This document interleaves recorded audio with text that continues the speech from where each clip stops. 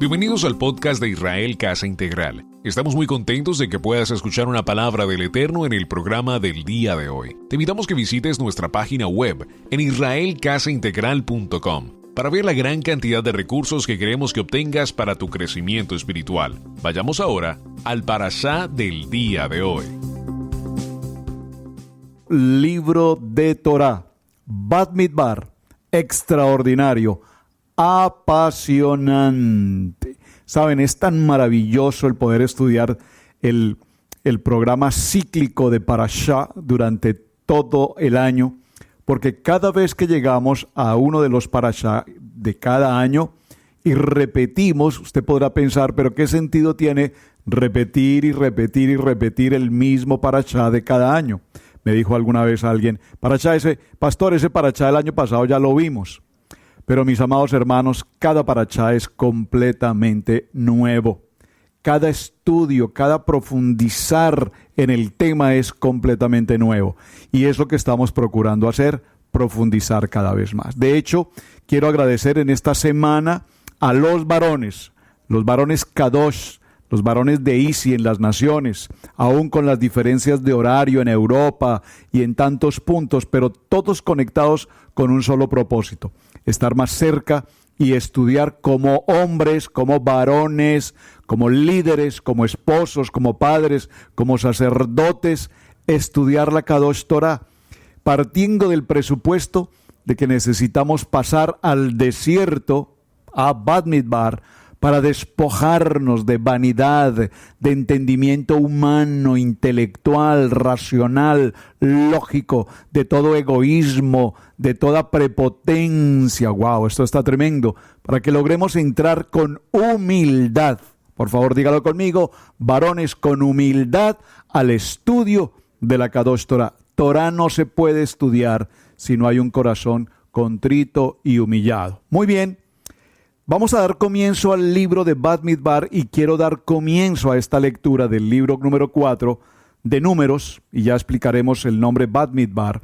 Quiero dar comienzo en el libro de Tefilín, en los Salmos, en el capítulo 77 del libro de Salmos y en el verso 20. Va a entender el por qué para hablar de números quise empezar con Salmos. Dice este texto, Salmos 77, 20.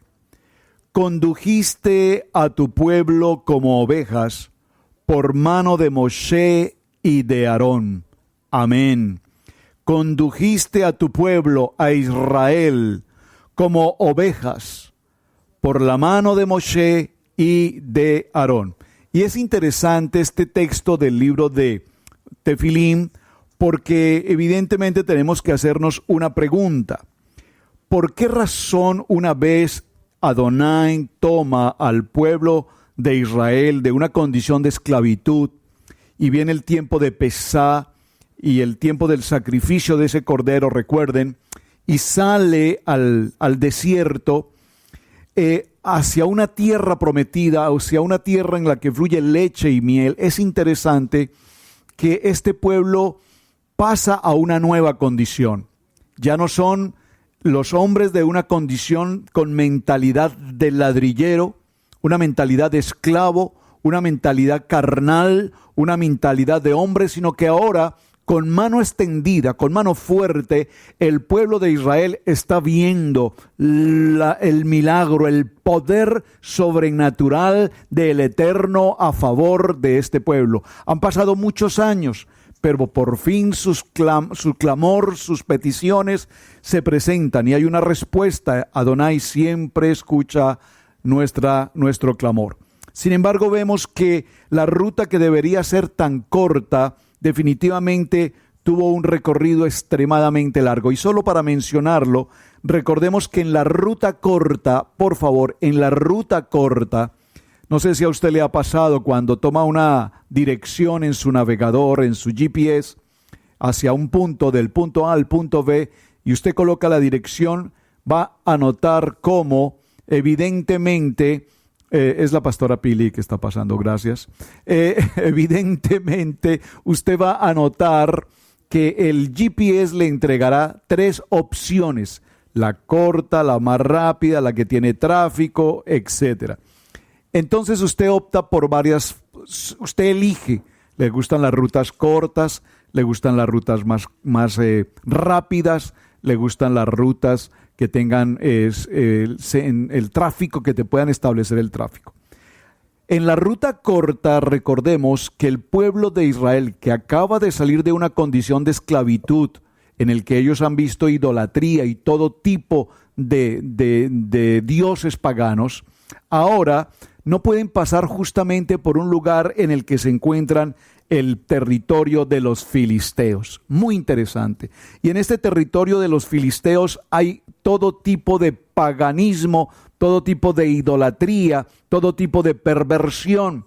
Y el Eterno no quiere que cuando el pueblo de Israel vaya por la ruta corta se encuentre frente a este fenómeno. Acaban de salir de conocer a Egipto para pasar ahora por el medio de otra corrupción, tal vez peor, la de los filisteos.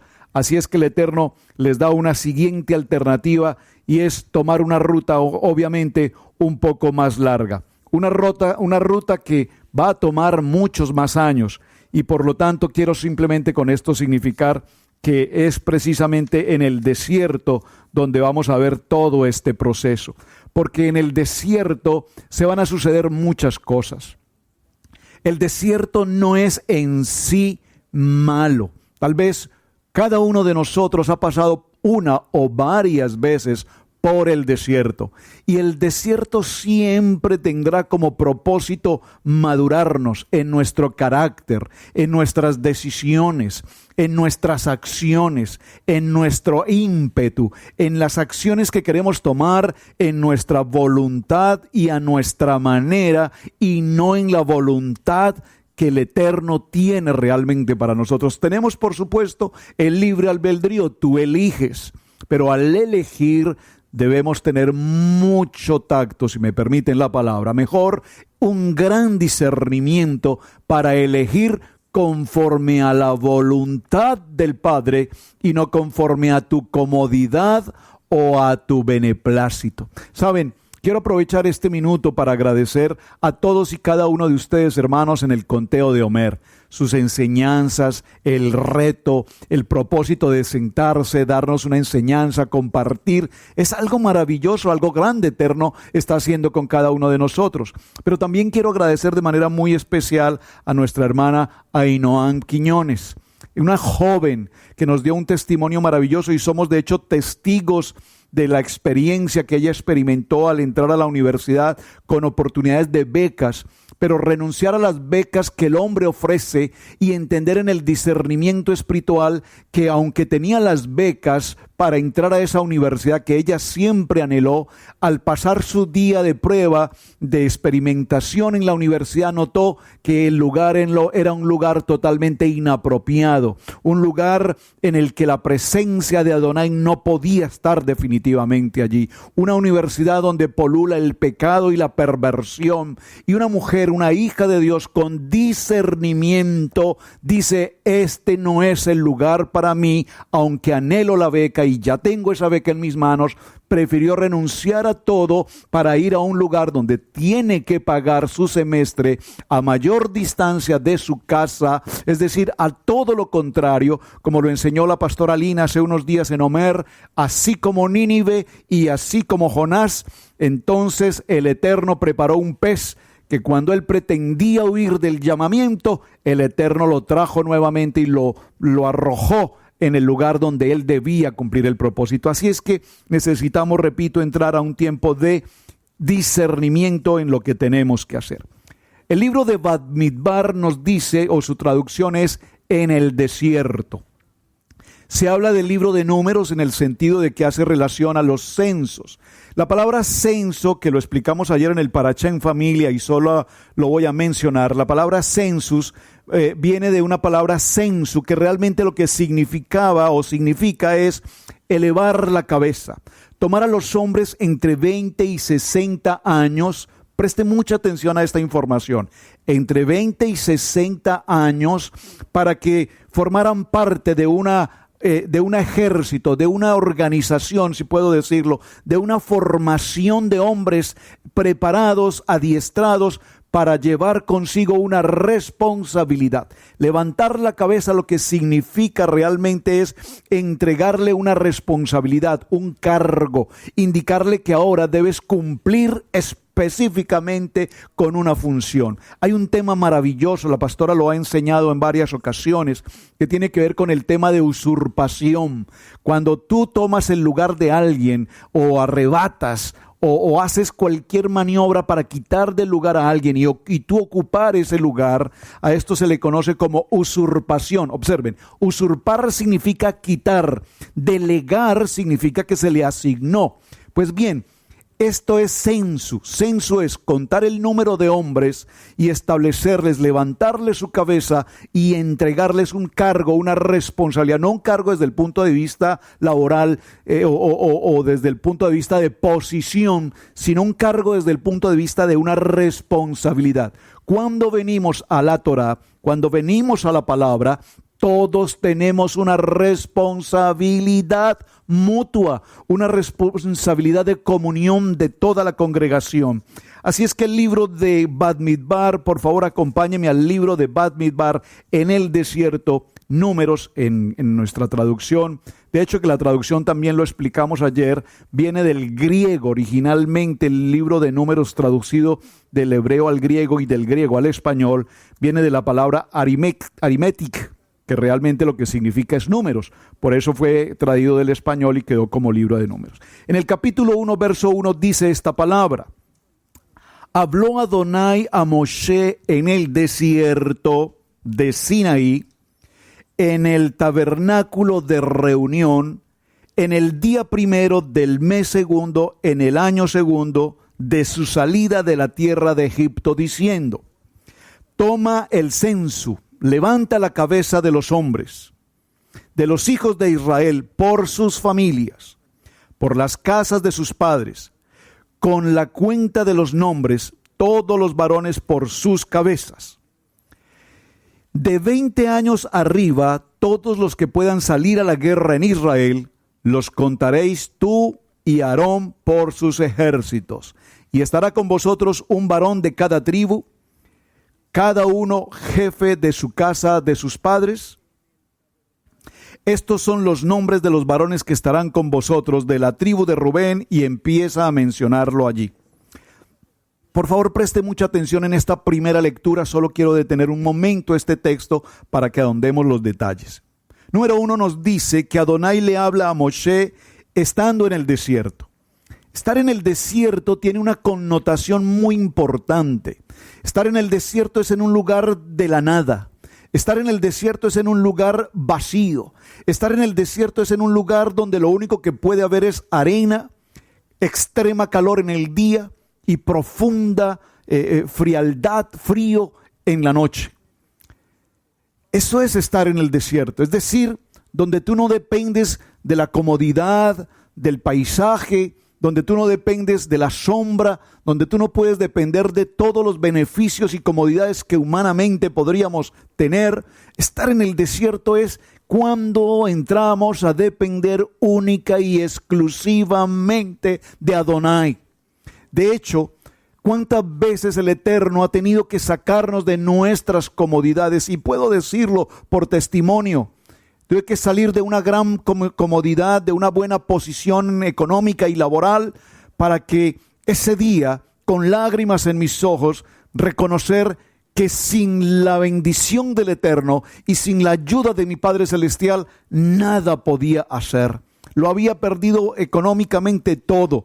La posición, las posibilidades, todas las puertas estaban cerradas en este momento, y ese es precisamente el momento en el que por primera vez le digo a mi amada esposa: sabes, necesito que vayamos a esa congregación a la que tanto me has insistido que vayamos. Necesito ir, necesito que el pastor que tú conoces ore por mí.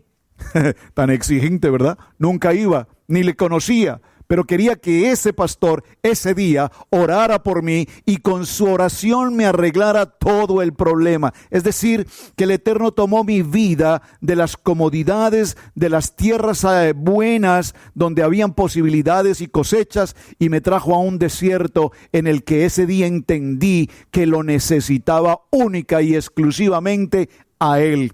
Esto es, parafraseando un poco la historia, lo que nos va a hablar el libro de Bamidbar en el desierto.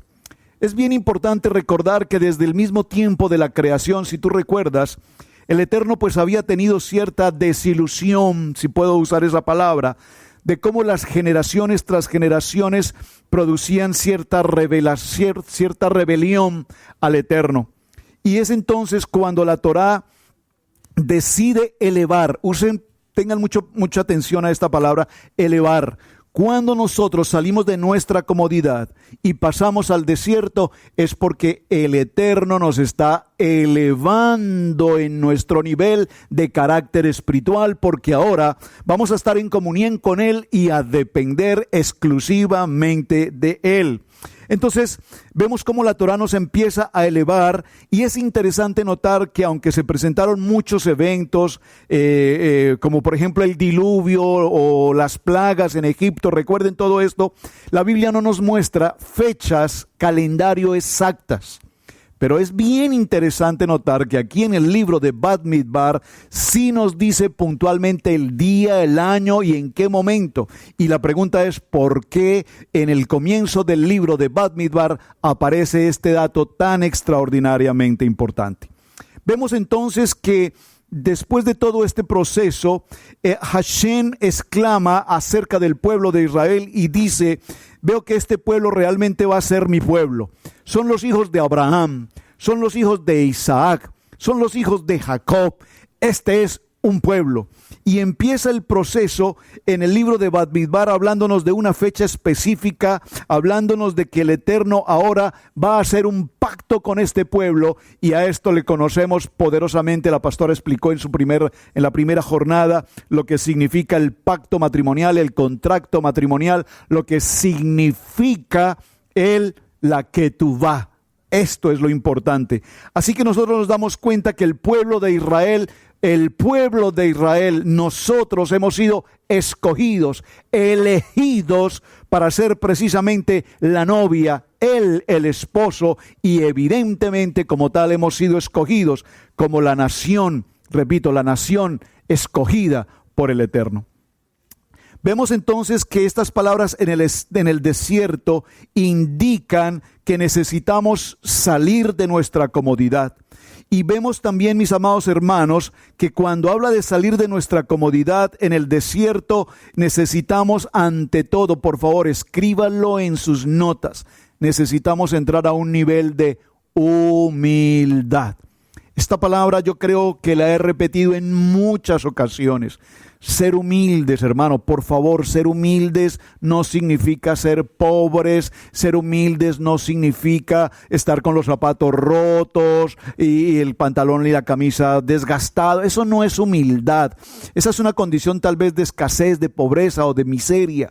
Ser humilde significa el trato para con los demás, el hablar con prudencia, el simple hecho de saludar, de compartir con los hermanos, con respeto, respetar a las personas en las cosas más elementales y básicas, como decir buenos días, Boker Tov, buenas noches, Leila Ha, o el decir Laila Tov, o el decir gracias, simplemente gracias, nos muestran a hombres con humildad, hombres que reconocemos que otros hermanos a nuestro alrededor tienen también dones, capacidades, talentos, y que no soy yo el que sabe todo, sino que también hay otros hermanos que complementan. Voy a mencionarles estos textos bíblicos, no los voy a leer por tiempo, usted hágalo en casa, por favor, pero todos nos hablan de humildad. Efesios capítulo 4, verso 2, Proverbios capítulo 11, verso 21, Salmos capítulo 25, verso 8, Proverbios capítulo 15, verso 33 y Mateo 11, verso 29. Por lo menos permítame leer este último texto del libro de Mateo, capítulo 11, verso 29, porque si algo Yeshua enseñó a sus discípulos, que lo que enseñó a sus discípulos fue Torá, en medio de la enseñanza de Torá les decía: sean humildes como yo soy humilde. Libro de Mateo capítulo 11, verso 29 dice, ¿lo tienen? Capítulo 11, verso 29 dice esta palabra: llevó mi yugo sobre vosotros y aprendí que soy manso y humilde de corazón, y hallaréis descanso para vuestras almas. Humildad. Pasar al desierto significa despojarnos de arrogancia, de supremacía, de creer que somos más que los demás, que mi nombre, mi apellido, mi nacionalidad, mi profesión, mi título es más que los demás. Saben, algo es interesante en este país, en América, y los hermanos que viven en esta nación, en los Estados Unidos, y para quienes nos escuchan en otras naciones. Es interesante cómo cuando venimos a este país con títulos, y gran mayoría de muchos hermanos y gentes de todas las nacionalidades vienen acompañados de títulos académicos, profesionales, máster, posgrados y cuantas cosas. Y este país que nos dice: tu título no me sirve. Tu título no me interesa. Tu título primero vamos a validarlo durante 5 años para que lo apliques correctamente a nuestra ley, a nuestra cultura, y no tu título de tu nación. Es impresionante. Entonces aquí, para muchos hispanos emigrantes, los títulos, el doctoritis y ciertas comodidades que tenemos en nuestros países, aquí no existen. Es interesante porque esto significa salir precisamente al desierto. Así es que, mis amados hermanos, nos daremos cuenta que en este proceso lo primero que Él nos habla es de la humildad. Y humildad es la conciencia que nosotros tenemos de la pequeñez que somos. Cuando yo sé que soy tan pequeño como Pablo, Pablo significa pequeño, Saulo, cuando nosotros reconocemos que somos tan pequeños, entonces sabemos y estamos entendiendo que ahora somos verdaderamente humildes. Ahora bien, volviéndose como al desierto implica que el pueblo de Israel debe estar listo ¿para qué? Para sacrificar el confort, la comodidad y ciertos bienestares, y que a través de sacrificar esas ciertas comodidades podamos entrar a un lugar, a un nivel de estudio, especialmente en el estudio de la Torá. Hoy tenemos una situación muy delicada en nuestras Keilah. ¿Y cuál es? Que muchos hombres, con el respeto de mis amados varones, le dedicamos más tiempo al trabajo, y tenemos que hacerlo en el sentido de que el hombre es un proveedor, el hombre es un protector, el hombre es un líder, el hombre es un esposo, padre, sacerdote, y muchas de estas labores tenemos que cumplir.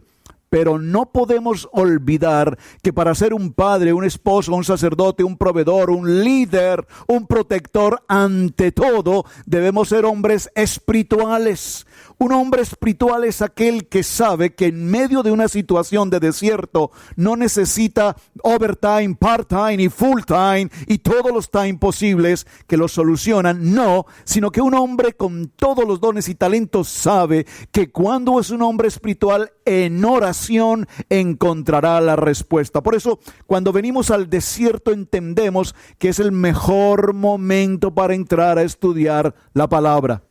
Saben, con todo respeto, mis amados hermanos, pero cuando pasamos por una crisis, sea en la salud, en la economía, en el hogar, con nuestros hijos, o el caso muy puntual, y lo digo con respeto, entiéndame por favor para mi ejemplo, cuando una persona está en una condición de prisión, de cárcel, cuando estamos transitando por estos highways en los Estados Unidos y repentinamente vemos las luces azules atrás de nuestro vehículo y no tenemos un documento, una licencia, inmediatamente por nuestra mente pasarán miles y miles de ideas. Me van a llevar preso, me van a deportar y voy a perder lo que hice, y perdí mi casa, y perdí mi dinero, y perdí mi vehículo, y perdí mi familia. Y en ese momento, muy seguramente, a la velocidad de la luz se convierte cualquier persona inmediatamente a la palabra. Es el momento en el que tú cierras los ojos y dices: Padre eterno, Hashem, Baruch Hashem, salva ¡sálvame!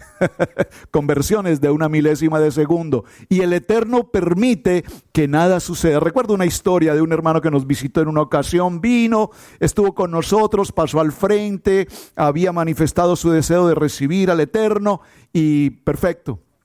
Pero ustedes saben que esas pasadas al frente y repita con su boca y diga estas palabras muchas veces no son más que repeticiones innecesarias, porque cuando no lo hacemos de corazón y con el anhelo y la pasión, pues simplemente no estamos haciendo nada. Aunque el Eterno no se queda con nada, por supuesto. Ese joven al día siguiente salió de su casa hacia su trabajo y yendo en ruta a su trabajo iba en exceso de velocidad y apareció repentinamente el vehículo de la policía. Cuando lo detuvo, este joven cerró sus ojos y empezó a orar. En ese momento él oraba, decía: Dios, ayúdame, sácame de esta situación, por favor, que no me vayan a deportar, ayúdame, Señor, sálvame. Y aparece el policía, le pide por supuesto sus documentos. No tengo documentos, no tengo licencia, no tengo esto. Bueno, señor, lo siento mucho, es una situación muy delicada. Además, usted venía en un exceso de velocidad y voy un poco tarde hacia mi trabajo. Lo siento, por favor, perdóneme, ayúdeme, por favor. Y en ese momento entra una llamada al radio del policía por una emergencia que estaba sucediendo en otro lugar y el policía le dice: mira, eres muy afortunado, tengo una emergencia, me tengo que ir, puedes irte. Y lo dejó salir. Gracias Dios por sacarme de esta situación. Pero nunca más regresó a la congregación. Así somos, oportunistas, de momento, convertidos espirituales en un abrir y cerrar de ojos, porque pasamos por una situación de desierto. Y esto es lo que significa Bat Midbar. Significa que no es que estudiemos la palabra solo porque estemos en una emergencia, sino que tengamos en nuestro corazón el deseo claro, perfecto, de entrar verdaderamente al estudio de la palabra. Es interesante notar que hay una pregunta aquí interesante. ¿Por qué razón la Torá fue entregada precisamente aquí en el libro de Bat Midbar, en el desierto? Y leyendo un texto que tengo en mi mano, quiero leerles puntualmente este punto. Dice: el Eterno se aproximó al Mar Rojo y sin embargo el Mar Rojo huyó. Libro de los Salmos 114, verso 3 dice: el mar vio al Todopoderoso y huyó. ¡Ah, qué palabra tan maravillosa! El Eterno se acercó a las montañas y las montañas huyeron, brincaron, dice la palabra, como los carneros saltaron y no recibieron. Pero entonces el Eterno se acercó al desierto, se aproximó al desierto y el desierto no retrocedió, porque el desierto no tenía temor ni vergüenza, porque estaba allí completamente desnudo. ¿Qué quiere significar esta expresión? Que cuando nosotros estamos completamente desnudos, estoy hablando en el espíritu, desnudos delante del Eterno, tenemos toda la pasión para entrar al estudio de nuestra Kadosh Torah. Sin embargo, recordemos algo, hermanos. Compartía esta semana con un hermano pastor y me hacía preguntas sobre este tema. Recordemos que la gran mayoría, la gran mayoría no, todos quienes están escuchando hoy y van a escuchar en los siguientes días, venimos de una cultura de religión, venimos de una cultura antisemita. ¿Qué significa antisemita? Significa que cuando nos mencionan la palabra Torah, Talí, Tzitzit, Mizbot, o cualquier parecido como Pesach, Matzah, Bikurim, Shavuot, Yom Teruah, Yom Kippur, Sukkot, aún Hanukkah, inmediatamente decimos no, eso es de los judíos. Cuando celebramos nuestra primera Hanukkah, Pastora Pili, ¿recuerdas? Unas hermanas en la congregación prepararon como un manto blanco, dibujaron la Hanukkah, la colocamos a la pared, y se veía hermosa. De hecho la tenemos aún, ¿verdad? Y la teníamos allí colocada y recuerdo que al cerrar el servicio en aquel tiempo y nos congregamos los domingos, recuerdo que al terminar el servicio se me acercó uno de los hombres de la congregación, un hombre intelectual, un hombre razonal, un hombre preparado, un hombre con títulos, con mentalidad egipcia, intelectual, razonal, lógico, griego, y me dijo: pastor, ¿es que acaso usted pretende traer a la congregación esos elementos judíos? porque si lo que vamos a celebrar es esas cosas de judíos, déjeme decirle que mi familia y yo no regresaremos a la congregación. Pues bien, mi hermano, pues evidentemente no regresó por demás. ¿Por qué? Porque nunca pasó por el desierto. ¿Por qué? Porque está prejuiciado con conceptos religiosos y con conceptos totalmente antisemitas. Pero cuando entendemos que somos hijos de Abraham, de Isaac y de Jacob, y cuando entendemos que el Eterno nos ha escogido como la nación santa y nos ha escogido para estudiar y vivir y enseñar su Kadosh Torah, entonces estaremos gozosos de saber que pasar al desierto significa que algo más grande y poderoso el Eterno va a hacer para con nosotros. En el primero del mes de Iyar, del año 2449, el segundo año en el desierto, Hashem ordenó a Moshe que contara a los varones del pueblo de Israel en edades de 20 a 60 años. Todos los nacidos en el pueblo de Israel fueron contados. Y dice que Hashem le ordenó a Moshe, reúne, atención, por favor léalo con detalle, reúne a los Bené Israel, a los hijos de Israel. Recuerden que cuando el pueblo de Israel salió de Egipto, salió acompañado también con un número de poblaciones, de otro tipo de poblaciones. ¿Recuerdan esto? Y observen que aquí el capítulo 1 del libro de Números puntualmente nos dice a Moshe, Adonai le habla a Moshe y le dice, sal, ve y háblale a tu pueblo desde el Mishkan, y le dice, toma el censo de toda la congregación de los hijos de Israel, de los Bené Israel. No más, atención, incluso los que hubiesen podido nacer de las mezclas con otras familias no serían contados. Incluso aquellos que hubiesen hecho una conversión, si puedo usar esta palabra, al pueblo de Israel tampoco serían contados. Debían ser legítimos, establecidos, genealógicamente reconocidos como hijos de Jacob a través de las tribus, de las 12 tribus. Muy importante esto. Entonces dice, y cuéntalos colectando una moneda de medio shekel de cada uno, dado que el pueblo de Israel no puede ser contado directamente, y la pastora Pili explicó ayer esto, así es que no voy a entrar en esos detalles. Se registrará el nombre de cada hombre de acuerdo con la descendencia de su padre. Miren qué interesante esto, hermanos. En este momento la descendencia para establecer genealogía dependía del varón. Hoy no es así. Hoy en día, para establecer si es judío legítimamente, depende de la mamá. Es decir, si nace del vientre de una mujer judía, es judío. Interesante. Pero si nace del vientre de una mujer no judía, no es judío. Aquí en la primera parte, el texto nos indica que debía ser identificada su genealogía por parte del padre, de acuerdo con la descendencia del padre. Ahora, es interesante notar también en este punto que Adonai le habla a Moshe y le dice que para llevar a cabo este censo, Aarón, su hermano, lo ayudará, será su apoyo en el conteo. ¿Por qué es importante esto, hermanos? Porque ya se han realizado hasta este momento 4 censos. El primero lo compartía la pastora Pili ayer. ¿Cuál fue? Llegaron a Egipto y vienen a la casa de José. ¿Cuántos vienen? 66, más José, más su esposa, más sus 2 hijos, y completamos 70. ¿De acuerdo? Es decir, entró una familia. Pero posteriormente, cuando salieron, ¿cuántos salieron? 600,000.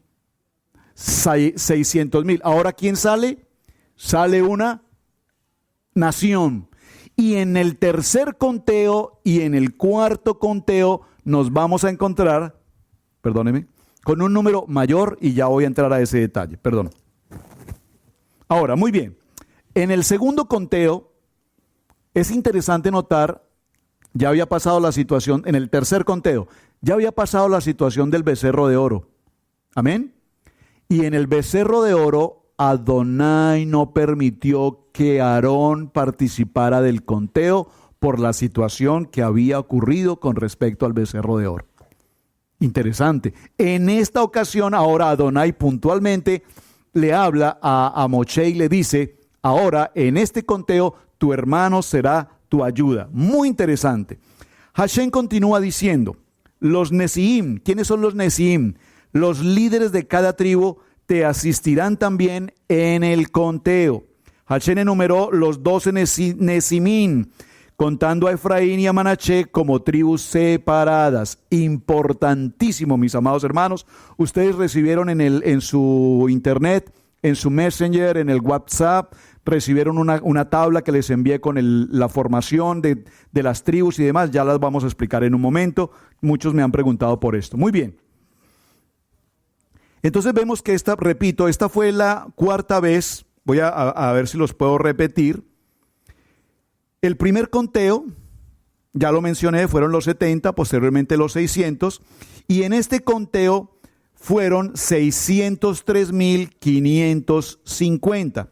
El libro de Números nos habla de este número preciso, ¿de acuerdo? Para que usted lo tenga presente, voy a darle la cita en el libro de Números, en el capítulo 2 y en el verso 32, hay 2 citas donde aparece este número exacto. Ahora, inicialmente la Torá registra que los miembros de la familia de Jacob vinieron a Egipto, ya lo vimos. La Torá consigna que en el segundo censo fueron 600,000 y en el tercero, después de la situación del becerro de oro, sucede algo muy interesante.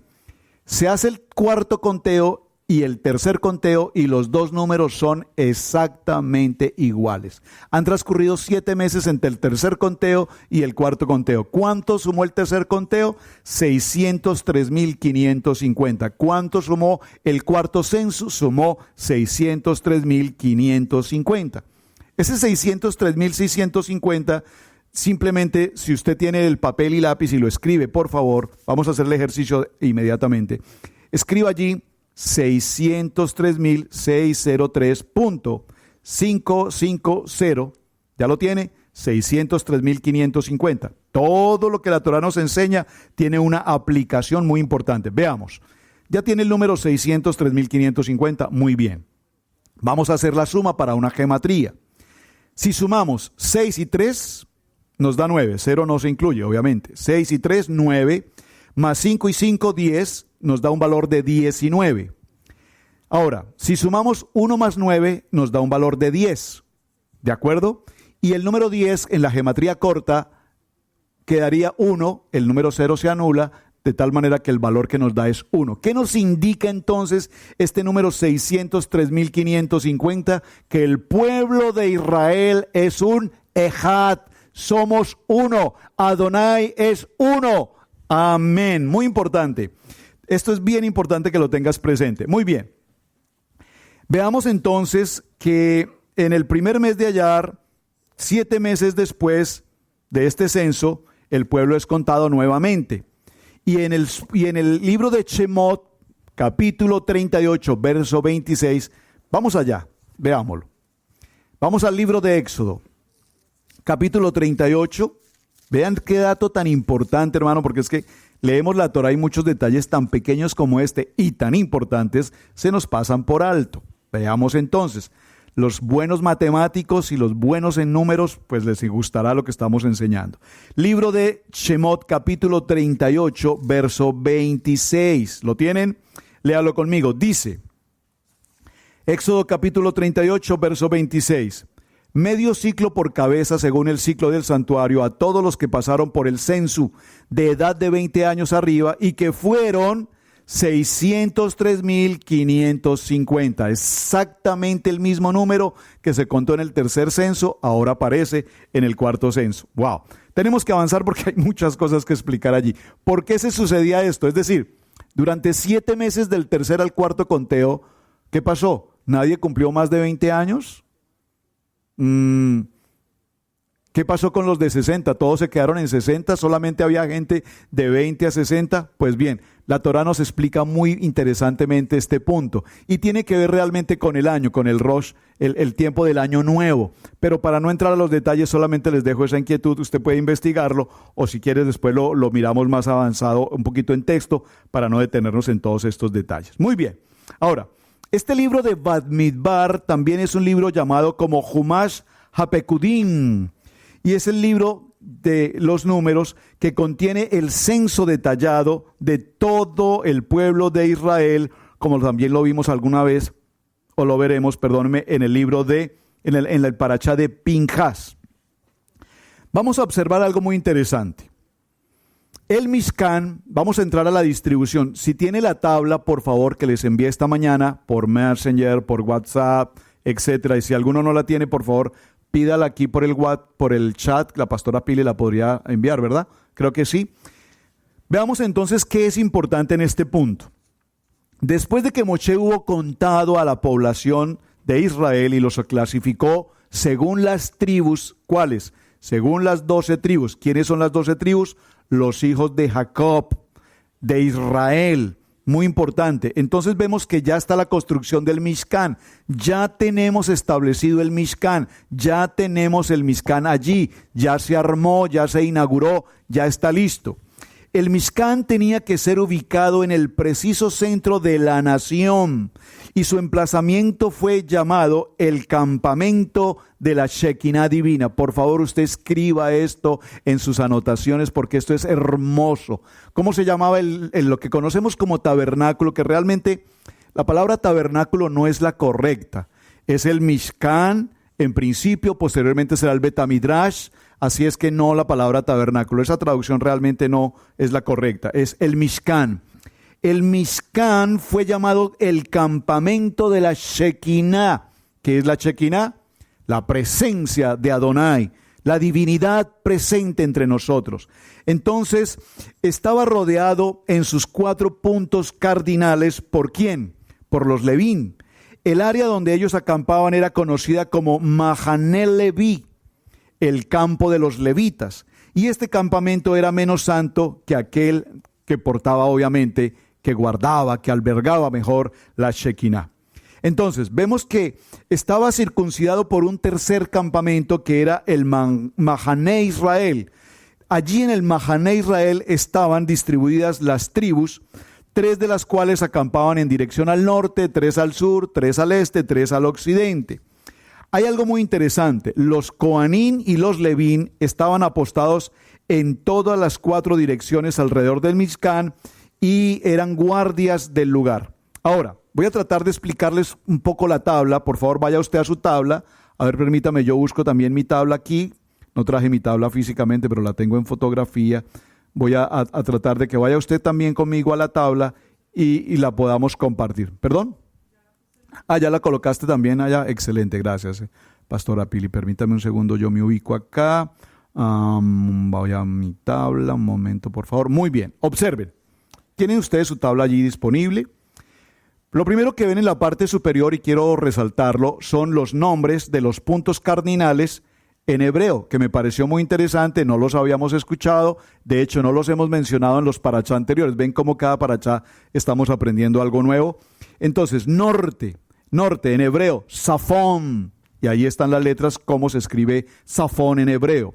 Sur, Darán, este, Misrah, y oeste, Marab. Esos son los nombres de los 4 puntos cardinales. Lo estamos viendo en pantalla. Muchas gracias, Pastora Pili. Excelente. Ahora, veamos la distribución. En el centro del cuadro, si ustedes lo observan, en un cuadrito más pequeño en el interior, está ubicado el Mishkan. Y dentro del Mishkan tenemos, recuerden, el atrio, el lugar santo, el lugar santísimo. Observen, hay una puerta de entrada principal. Esta puerta de entrada al Mishkan, en ese punto específico se ubican, se instalan, ¿quiénes? Moshe, Aarón y sus hijos. ¿Lo ven? Ahí lo tengo escrito. Ahí está la puerta de entrada. Esto es en la zona este, por favor. Ahí lo tienen, lo subrayé, una letra E con subrayado el este. Ahora, en el este, ¿cuáles son las tribus que van a ocupar la posición este? Son las tribus de Judá, Isaacar y Zebulón. Ahí están cada una de las letras que también representan a cada una de las tribus. Quise colocar las letras del alefato hebreo, del Aleph Tab. ¿Por qué? Porque cuando veamos las banderas, que es lo más importante que está pasando ahora, se van a levantar banderas. Jehová Jireh, Jehová Nisi, levanta bandera. Esto es hermoso, hermanos. Entonces es necesario que entendamos que cada bandera va a llevar una de las letras del Aleph Bet, del Alephato hebreo, y usted tiene que saber cuál es. Repito, Judá le corresponde la letra Hei, número 5. Isaacar le corresponde la letra Bat, la letra 6. Zebulón, la letra número 9. Ahora, esto es en el este. Observen que de la tribu de Judá va a venir, ¿quién? El Mesías. Yeshua HaMashiach está en la zona este, en el punto cardinal este, en la tribu de Judá, está representado allí. Recordemos que en el libro de Juan, ahí está la nota, en el capítulo de Juan 10, verso 9, dice: yo soy la puerta. Yo soy la puerta se está refiriendo aquí a la puerta de entrada del Mishkan, del tabernáculo, del Mishkan. ¿Por qué? Porque a través de la tribu de Judá, Él está allí. Número 1, también dice que la puerta de entrada, el este, recuerden que el este es el oriente, el sol, por donde nace el sol. Por lo tanto, por el este vendrá la luz. Y Juan, en el capítulo 10, verso 6, si no estoy mal, también nos dice: yo soy la luz. Está haciendo alusión de que evidentemente allí en esta posición de la puerta hay luz, luz para todos, y también es la puerta, porque nadie podrá pasar si no entra primero por esta puerta. ¿Por cuál puerta? Por la puerta de Yeshua HaMashiach. Muy importante. Vamos a ir estamos en el este, vamos a ir al oeste. En el oeste está la tribu de Efraín, está la letra Lamed, su valor 12, está la tribu de Manashe, la letra Num, 50, y está la tribu de Benjamín, con su letra de valor numérico 60. Muy bien, estamos hasta allí. Vamos a ir al norte. Al norte tenemos a Neftalí, letra Kuf, 100. Tenemos a Asher, 90, y tenemos a Dan, 70. ¿De acuerdo? Cada una de las letras. Muy bien, excelente. Vamos a ir al sur. En el sur tenemos a Rubén, Simeón y Gad. Rubén, Simeón y Gad, ahí están cada una de las letras en el alefato y su valor numérico correspondiente. Esto es importante porque lo vamos a ver un poco más adelante en las banderas de cada uno de ellos. ¿Qué me falta explicar de la tabla? Pastora Pili, ¿me falta explicar algo? Sí, me falta explicar un poquito. Hay una parte más. Observen que hay un cuadro grande, pero ya vamos para allá. Gracias por recordarme eso tan importante. Vemos el Mishkan, ¿verdad? Dijimos que a la puerta de entrada del Mishkan se encuentran Moshe, Aarón y sus hijos, los sacerdotes. Este grupo principal, ellos tienen una labor extraordinariamente importante. ¿Cuál es? Ser guardianes, vigilantes, quienes cuidan todo lo que suceda hacia el interior del Mishkan. Es decir, que al lugar santo, al lugar santísimo, no podía ingresar el que quería simplemente porque yo quiero pasar, sino que ellos custodiaban que todo lo que sucediera en el Mishkan y alrededor del Mishkan, la labor de Moshe, Aarón y sus hijos era ser, repito, la guardia de protección de todo. Ellos tenían el control absoluto de todo lo que se moviera alrededor. Y esto es muy importante, hermanos. Muy importante es porque voy a tener que explicarlo brevemente. ¿Por qué? Porque si ustedes notan, en la parte sur, vamos a ver tres personajes muy interesantes. Merari está en la parte norte, obsérvenlo en la parte de arriba. Merari. En la parte oeste está Gerson y en la parte sur está Kehan, que realmente es, digámoslo en español, Coat. ¿Por qué es importante esta distribución? Ellos son los levitas, los hijos de Leví, por supuesto. Gerson, recuerden que Gerson es hijo de Moshe, recuerden esto. Ahora, observen esto. Más adelante, cuando desarrollemos Bat Midbar en detalle, en los siguientes parashá, notaremos que aquí en la posición del sur, donde está Coat, vamos a tener a un personaje que se llama Coré. ¿Lo recuerdan? Y hay una rebelión, la rebelión de Coré. Y en la rebelión de Coré nos daremos cuenta que Coré se revela. ¿Por qué?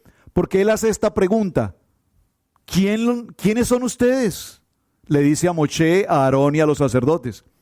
¿Quiénes son ustedes? ¿Acaso quiénes son ustedes? ¿Acaso ustedes quién les da autoridad de controlarnos? ¿Acaso ustedes quién les da la autoridad para decirnos qué es lo que tenemos que hacer o no tenemos que hacer? ¿Acaso desde cuándo ustedes vienen a mandar aquí? ¿Y cómo es que yo no puedo entrar al lugar santísimo? O sea, ustedes son los que dicen cuándo, cómo y por qué. No. Y ahí viene la famosa rebelión de Coré, y él se une con otros hijos, se une con otras gentes y provoca una estampida completa, una rebelión, y es un tema que veremos en su oportunidad cuando lleguemos a ese parashá apasionante. ¿Ven cómo es importante? Ahora, la pastora me hizo un recordatorio, gracias por recordármelo.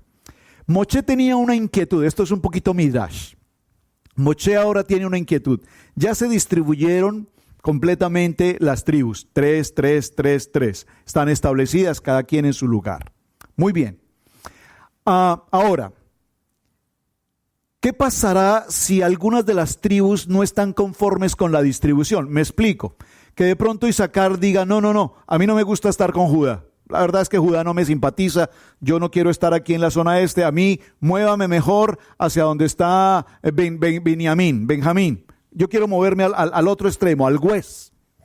Y entonces ahora Moshe dice, wow, voy a tener un problema con esta distribución y ellos van a empezar a llegar a buscarme y a reclamarme y a exigirme. Pero sucede algo maravilloso. Hashem le habla a Moshe y le dice, Moshe, no te preocupes por esta situación. Eso no va a pasar. ¿Por qué? Porque desde el momento en el que falleció Jacob, Israel, los 12 hijos sabían, Jacob les había dejado establecido y determinado cuál iba a ser el orden de marcha en el funeral de Jacob, cuál iba a ser el orden de marcha. Y ese orden de marcha con el cuerpo, con el ataúd, con la caja del cuerpo de Jacob, iba a ser transportado. ¿Recuerdan? Iba a ser transportado ¿a dónde? A su tierra. Iba a ser transportado ¿por quién? Pues por sus hijos, por sus 12 hijos, las 12 tribus. Y Jacob les indicó cuál era el orden de partida. Y esa orden de partida es extraordinaria, mis amados hermanos, porque así mismo como transportaron el cuerpo de Jacob, así mismo debían ahora marchar o participar en el momento de el mover a el Mishkan. Esto es así. Los primeros que se levantaban, el primero en moverse ¿cuándo se movía el Mishkan? Recordémoslo.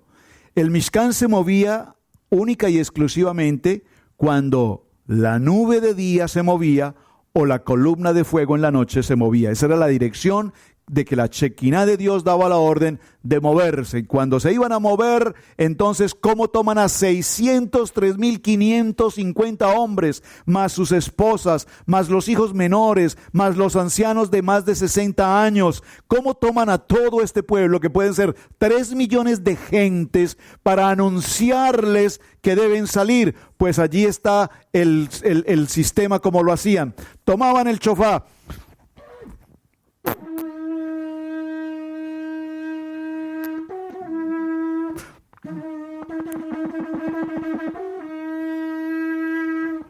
y un chofarista entonaba la orden de partida, y otro chofarista hacía eco, y otro chofarista, y 3,5 millones de gentes se levantan y empiezan la partida en un orden establecido desde la muerte de Jacob en su funeral. Ahora en ese mismo orden partirán cuando el Eterno ordene que el Mishkan debe moverse, esto es cuando la nube o la columna de fuego se muevan. Y el orden de partida entonces será: el primero en ir adelante será el campamento de la tribu de Judá. Ahora ellos llevan un pendón, un estandarte, una bandera. Ya voy a hablar un poquito sobre eso. Los segundos, los que van en el segundo grupo, son Rubén. El tercero, el que ocupa la posición tercera en este bloque de 3 millones de gentes, es precisamente el Mishkan, la tienda que va preparada porque los levitas, Merari, Gerson, Coat, ellos tienen la labor de tomar cada uno de los elementos que conforman las partes, el rompecabezas del tabernáculo, guardarlo, protegerlo, cuidarlo y transportarlo debidamente en un orden absolutamente establecido. Es interesante, mis amados hermanos, que el Eterno nos está mostrando cómo en el desierto ahora nos establecemos, nos fundamentamos, nos organizamos, nos disciplinamos y recibimos y se nos asigna un censo, se nos levanta la cabeza, se nos pone como líderes, como ejército y se nos asignan responsabilidades. Saben, estamos viviendo tiempos de pandemia, entonces ahora en cada hogar, en cada casa seguramente hay ciertas disciplinas, seguramente utilizamos menos el vehículo o ahora utilizamos el vehículo 2 o más para evitar costos. Hay situaciones en el que los alimentos ahora escasean, seguramente ahora no consumimos tanto como lo podíamos hacer antes, aunque yo no sé, porque creo, hermana Pili, ¿verdad? Estoy como más gordito. Estamos en casa y como que estoy más gordito, pero sencillamente tenemos que formar una disciplina. En el desierto nos establecemos, ya no salimos a tantos ciertos lugares, procuramos estar más en casa, privarnos de ciertas cosas. En el desierto, repito, vamos a ser disciplinados. Entonces, allí hay algo muy importante. Los levitas tienen a cargo el desmonte de todo el Mishkan, organizarlo por cada elemento, participar de la salida, formarlo, guardarlo, protegerlo y llevarlo con todas las medidas y precauciones de seguridad necesarias. Atención, nadie, absolutamente nadie puede tomar o hacer una acción distinta a la cual fue asignado. Esto es lo que conocemos como usurpación. Nadie puede usurpar, por más que tenga la buena intención, por más que tenga el buen corazón, el buen deseo de hacer algo más, no lo puede hacer. ¿Saben? Esto es un poco, si me permiten, el paréntesis, o hace días no hacía paréntesis, Pastora Pili, un pequeño paréntesis. Esto es un poco la cultura americana. Los hermanos que vivimos en este país, en América, pero para los hermanos en otras naciones, ¿qué sucede cuando en nuestro país se daña un elemento, la estufa? Vamos a decir una estufa eléctrica. Pues buscamos a una persona que conozca de esto y lo arregla. Entonces estamos en casa y resulta que estamos construyendo unas paredes, se está haciendo un arreglo y le preguntamos al maestro de obra, ¿usted casualidad conoce a alguien que me pueda arreglar mi estufa? Pero por supuesto, señora, yo le puedo arreglar su estufa. Oh, ¿usted conoce también de arreglo de estufa? Sí. Yo pego ladrillo, arreglo cemento, coloco madera, pongo pisos, hago techos, hago plomería, tubería y le arreglo la estufa y lo que se le ofrezca, señora, con mucho gusto. Y nosotros somos multifacéticos. Pero en América, cuando nosotros buscamos un servicio de un americano para hacer una labor, el americano única y exclusivamente hace la tarea para la cual fue llamado o contratado a hacer. Si lo contratamos para que arreglara la estufa, él arregla la estufa y punto. Ni siquiera la coloca en el sitio, la arregló y funcionó. Ahí está. Usted encárguese de las otras cosas que tenga que hacer. Entonces, esto es un modelo de lo que estamos aprendiendo en el desierto. Nadie puede ocupar una labor distinta a la que Adonai, a través de Moshe y Aarón, asignó a cada uno. Vamos entonces, se mueve el Mishkan número 3, luego se mueven los levitas con todos los implementos, luego va la tribu de Efraín y luego finalmente va la tribu de Dan y luego se dirige, todo el proceso va dirigido por la nube o por la columna de fuego. Es interesantísimo todo esto. Muy bien. Voy a ir avanzando un poquito respecto a las distribuciones de las tribus. Entonces dijimos, en el este está la tribu de Judá. La tribu de Judá es una tribu de la cual los monarcas del pueblo de Israel van a descender.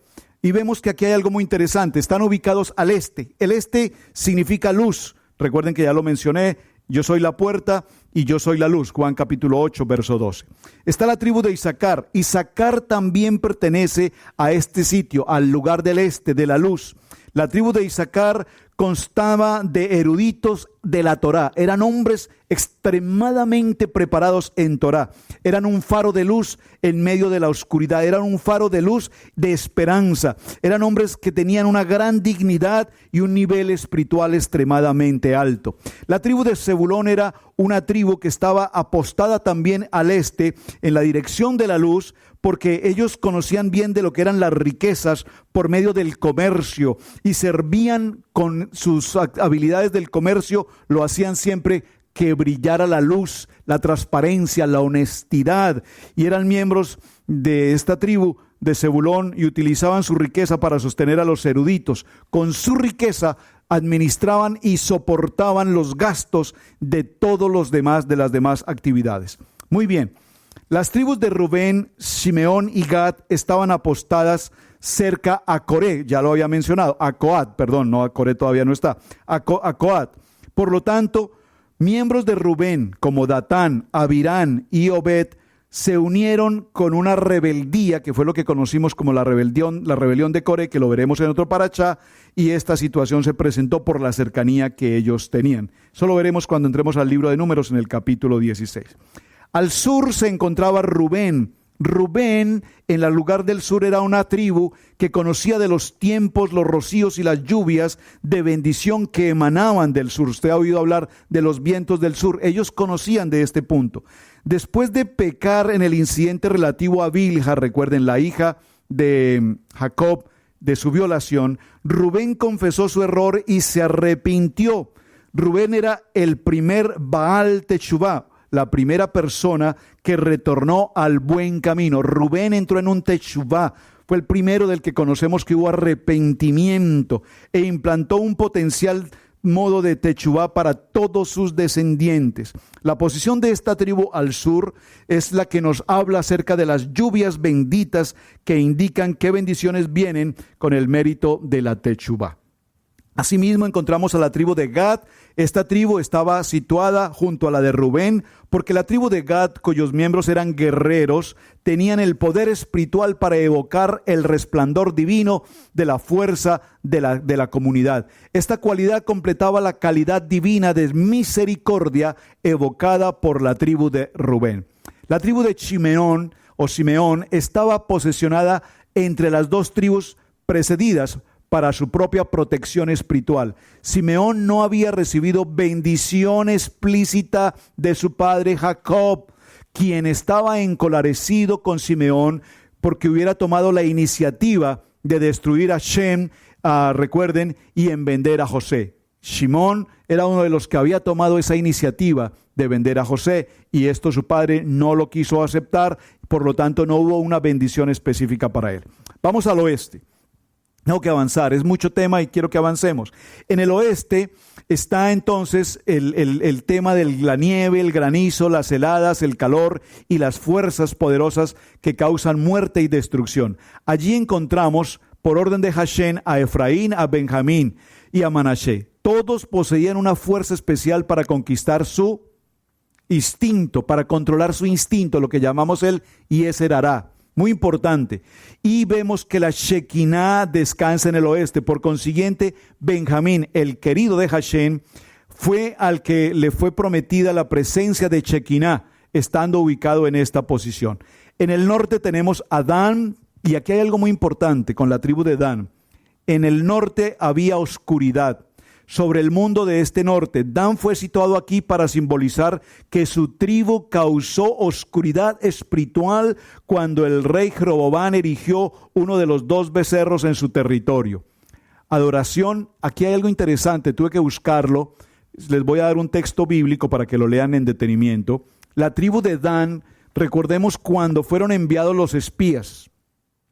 Cuando fueron enviados los espías, el representante de la tribu de Dan entró en una condición de exploración del territorio, pero entraron en una condición de idolatría cuando adoraron una imagen de Mija en los días de los jueces. Esto es en el libro de Jueces, capítulo 18, verso 14, y en el capítulo 18, verso 30 y 31, léalo usted detalle en casa. Asher, ubicó a Asher junto a Dan con la esperanza de que su luz se derramara sobre el campo oscuro. La porción de Asher estaba bendecida con olivas cuyo aceite era usado para la menorá. Observen esto tan interesante. La tribu de Asher se encargaba del aceite de la menorá, un símbolo de sabiduría que ellos conocían. Asher estaba establecido allí para apoyar a la oscuridad de Dan. Neftalí fue tomado también junto en esta posición norte porque poseía un resplandor celestial de bendición material. Su bendición se derramaba por encima para beneficiar a los menos favorecidos de la tribu de Dan. Muy bien, cuando vemos todo esto, mis hermanos, yo les envié una tarea y gracias por haber hecho la tarea. ¿Cuál fue? Los que no la han hecho y los que están viendo este video ahora por primera vez o lo van a ver, hay una tarea para este parashá. ¿Cuál es? ¿Cuál es tu apellido? De acuerdo a tu apellido, por favor, busca en internet el significado de tu apellido, con tu apellido, cuál es el significado de tu apellido, y una vez busques el significado de tu apellido, por favor, entonces busca cuál es el escudo de tu familia, el escudo de tu apellido, y una vez tengas el escudo de tu apellido, por favor, busca la bandera que representa tu apellido. Por favor, muy importante que lo haga. Yo hice mi ejercicio y encontré los siguientes resultados. Voy a leerlo respecto a mi apellido. Alfaro. Apellido Alfaro parece venir de una locución arábiga al-Faruj, que se traduce el faro o la atalaya.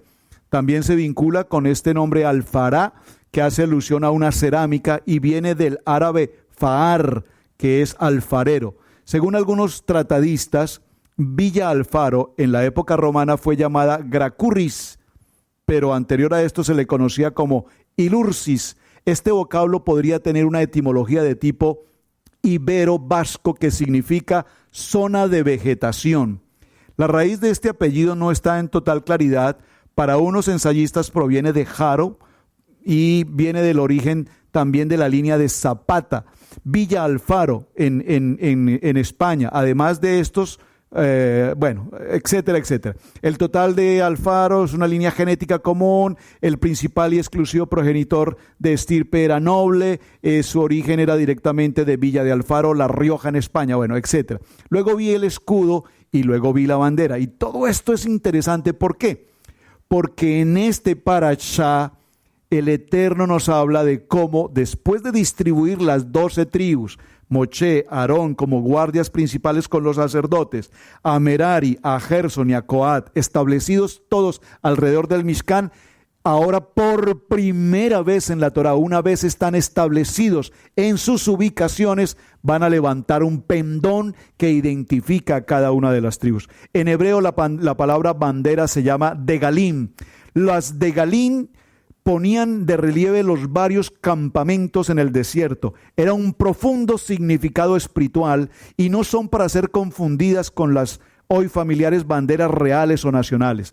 De hecho, las naciones del mundo copiaron la idea de las banderas nacionales del pueblo de Israel. Muy interesante. No obstante, sus banderas no son solo pobres imitaciones de los degalim, las cuales fueron diseñadas y exhibidas estrictamente por orden de Adonai alrededor del Mishkan.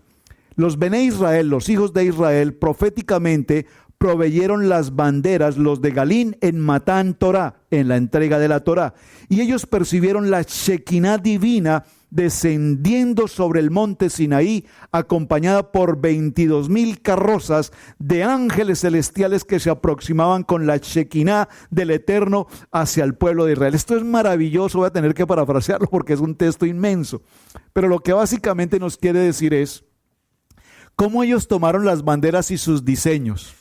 Recuerden que los levitas no fueron contados dentro de las 12 tribus en el conteo del censo. Los levitas eran en total 22,000, pero ellos no estaban dentro de ese censo. Por cada levita, y si usted notó, tenemos 3 tribus al norte, 3 al sur, 3 al este, 3 al oeste, nos da un total de 12. Pero si usted lo nota, en el interior del campo, alrededor del Mishkan, hay una tribu más. ¿Cuál tribu? La tribu de Leví. Eso nos está mostrando entonces que tendríamos 13 tribus. ¿Por qué hablamos de 12 y no de 13? Porque realmente la tribu de Leví, o el propósito del Eterno, ¿cuál es? Que las 12 tribus alrededor de Leví sean como ella.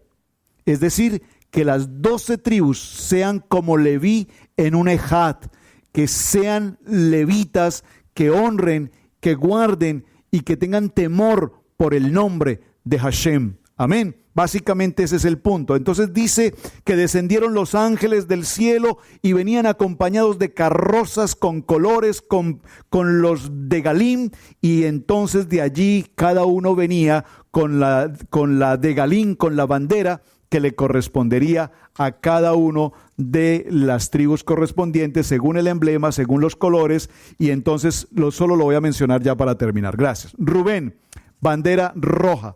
Interesante. Shimeón, la bandera de la tribu era verde. Leví, a pesar de que la tribu de Leví tenía su propia bandera de Gel, nuestros sabios no los incluyen dentro de los 12 de Galín. Su emblema era el peto del sumo sacerdote, Hoshem del Cohen Gadol, el cual representaba el estatus sacerdotal de la tribu. Maravilloso. También utilizaban un color, los diferentes colores blanco, negro, tercio rojo, etc. Judá, fue asignada la bandera Tejelet, el azul, sobre el cual estaba bordada la figura de león. Excelente. La pastora Pili ayer explicó en nuestro parachá, vea el parachá de ayer, por favor, parachá en familia, cómo a la puerta del este estaba la tribu de Judá con la bandera del león, y en la zona del West estaba la tribu de Efraín con su bandera, que era el toro. Maravilloso, es extraordinario. Ve cómo unimos todos los textos y empezamos a encontrar una maravillosa revelación. La tribu de Isaacar utilizaba una bandera de color negra y su emblema era el sol y la luna. La tribu de Zebulón, su bandera era blanca y tenía un estampado en relieve con un barco. La tribu de Dan, su bandera era el color zafiro y portaba una figura de una serpiente, la imagen evocada por Jacob en su bendición a Dan. La tribu de Gad, su bandera estaba entretejida de hebras negras y blancas bordadas. Sobre ella había tropas militares, de acuerdo con la profecía de Jacob. Sobre la tribu de Neftalí, su degel era el tinte rojo púrpura, asemejándose al color de un vinilo. El símbolo era una sierva a la cual Jacob le había comprado su bendición. La tribu de Asher, su degel era Asher, era el color de perla y el bordado sobre esta figura de un olivo. La tribu de Efraín, su degel era negro y llevaba la figura de un buey, el cual simboliza a Yeshua, quien descendería de la tribu y cuya fuerza era semejante a la de un buey. Manashe, su bandera era negra, mostraba un rehén, es decir, una clase de buey salvaje, aludiendo a juez Gidón de la tribu de Manashe, cuyas buenas acciones fueron comparadas a los hermosos cuernos del rehén. Binyamin, que es el menor, su degel combina los colores de todas las de Galín y mostraba un lobo. Esto para que tengan una idea. Véalo usted por favor en detalle, hay muchas imágenes, búsquelo por favor esta información, téngalo presente. ¿Por qué, hermanos? Porque si notó pasar al desierto, la pastora ayer mencionó en el parachá, hay gente que está en el desierto sin necesidad que deba estar en un desierto. Muchas veces pasamos a los desiertos por gusto o pasamos a los desiertos por malas decisiones.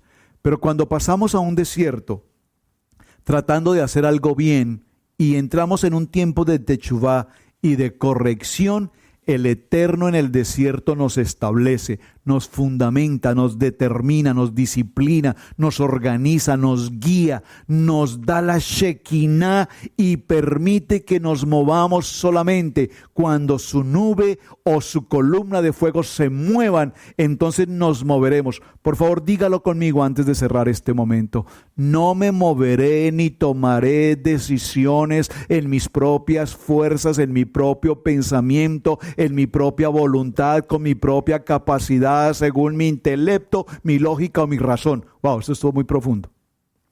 Me moveré solamente cuando en medio del desierto, en esta situación, el Eterno hablando conmigo, su Shekinah divina, su nube o su columna de fuego se mueva. Entonces entenderé que Adonai me está diciendo, es tiempo de moverme. Mis amados, Gracias por acompañarme en este tiempo maravilloso de Shabbat, en este tiempo apasionante de Bat Midbar, porque muchas cosas tenemos por aprender, muchas cosas por tratar, muchas cosas por estudiar. Despojémonos de vanidad, orgullo, de hombre, y entremos en un corazón de humildad, de sencillez, y dispongamos nuestros corazones para estudiar la Kadosh Torah, y tenemos tanto por aprender y tanto también por enseñar. Mis amados, muchísimas gracias. Shabbat Shalom. Esperamos que el podcast del día de hoy haya sido de gran bendición para tu vida. Te invitamos que visites nuestra página web y nos dejes tu testimonio en nuestra esquina de testimonios. Son millones de personas las que son bendecidas por el ministerio que el Eterno ha puesto en Cherryville, Carolina del Norte. Déjeme recordarle que es un gran privilegio servir al Eterno. Shalom.